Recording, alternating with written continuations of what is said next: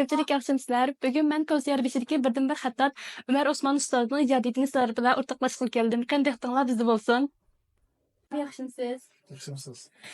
Sizlar shu xattotlik bilan shug'ullanayotgan qanchalik vaqt bo'lgandi? 43 yil oldu. Ben şu 1981 yılı to'liqsiz o'qib maktabga kirgandan boshlab xattatlikni o'rganishga ben shug'ullanganman o'rgangan. Yani bundan burun biz latin yozishga boshlagan maktabda.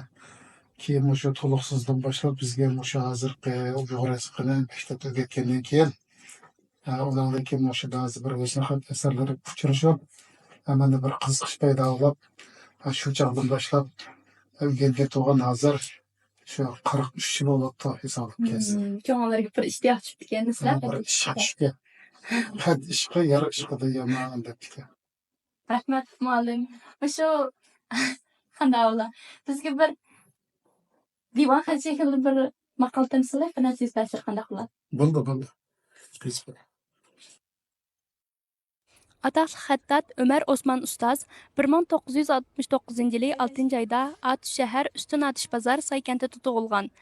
12 yaşından başlap xattatlik o'rganishga boshlagan. 1985 yılı ijodiyat bilan shug'ullangandan buyon turli gazet jurnallarda 350 parchadan ortiq xattatlik asari e'lon qilingan. 1988 yılı Oshk parcha asari Qashqar Uyg'ur nashriyoti tarafidan nashr qilgan xattatlik darsligiga kirgizilgan. Ustoz qatnashgan Şinjan Ayvan Noruz bayramini tabriklash xattatlik musobaqasi, Şinjan G'arbiy yurt sodlonqisi xattatlik musobaqasi, Chilu Qashqar Husn xat rasm fotosurat dangliq san'atkorlarining birlashma ko'rgazmasi, Şinjan xattatlar jamiyati qurilganligining 30 yilligini xotirlash yuzidan o'tkazilgan xattatlik katta asarlar ko'rgazmasi, Shanxay Qashqar go'zal san'at xattatlik dangliq san'atkorlarining takliflik asarlar ko'rgazmasi qatorliq turli musobaqa va ko'rgazmalarda munavvar asar sharatlariga nail bo'lgan.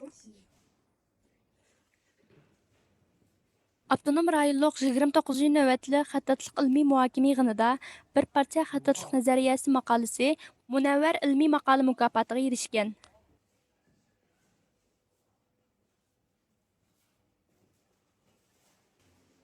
ikki ming 18 yılı ustoz xattatlik rassomlik jamiyati mamlakatlik xattatlik go'zal san'at imtihon komitetining davlatlik 3 darajali xattat guvohnomasiga erishgan.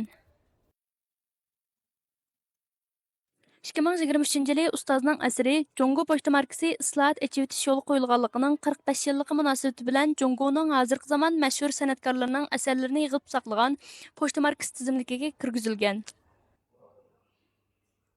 Ustoz hozir Şinjan Uyg'ur Avtonom rayonluq xattatlar jamiyatining a'zosi, Şinjan Uyg'ur Avtonom rayonluq peshqadam kadrlar xattatlik rassomlik ilmiy jamiyatining a'zosi, Qashqar viloyatlik xattatlar jamiyatining muavin bosh kotibi qatorliq vazifalarni o'tayotdi.